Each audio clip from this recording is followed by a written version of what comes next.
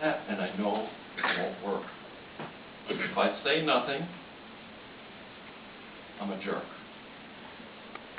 I know silence won't work. Plus, if I refuse, I'll be totally uncool.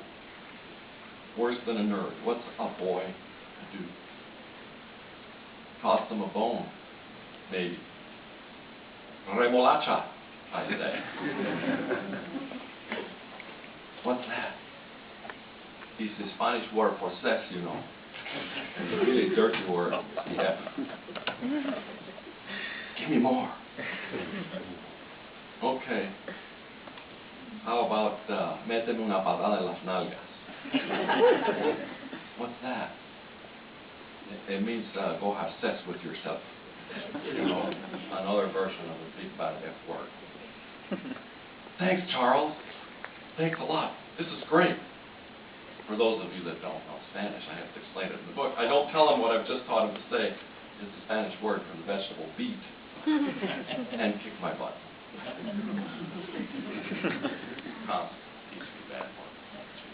I'm Charles at this point.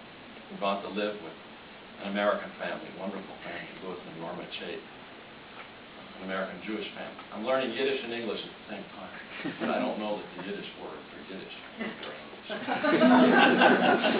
I'll be very surprised later when I move to the Midwest and throw these Yiddish words. Is that Spanish? Anyway, I become Charles. Later on, I'll become Charlie, and then when I move to the Midwest, I'll become Chuck. I was Chuck for 2 years of my life. There's still people walking around who call me Chuck, oddly enough. But the immigrant experience is such. Halloween, how wonderful. I get my candy. I get to vandalize several homes. All around me, the adults are very nervous.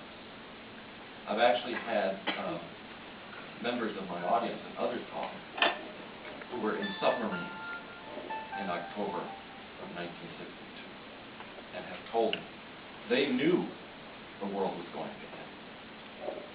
They were drilling constantly for pushing the button and firing the missile, and they had no doubt that that was going to be the outcome.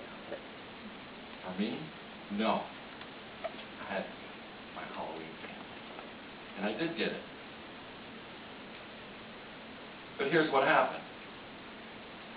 And some of you here in the audience know a little fallout from that missile crisis that didn't affect most of the world was that when Nikita Khrushchev took away Fidel's toys, he got very angry and he closed the door and nobody could meet Cuba, including the parents of over half of us who were here without our parents.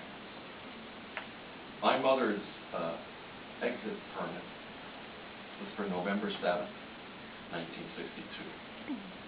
She missed it by a week. She couldn't leave. She was trapped.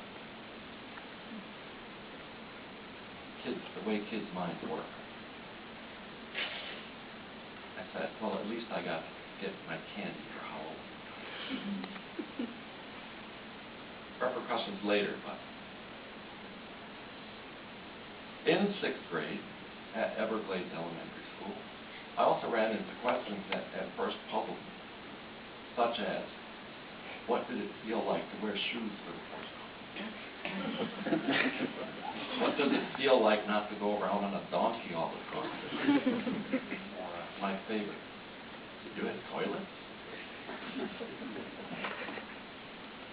Then I opened my geography and history book and figured out why I was getting all these questions from my classmates. And it's because the information contained in these textbooks was, let's say, inaccurate.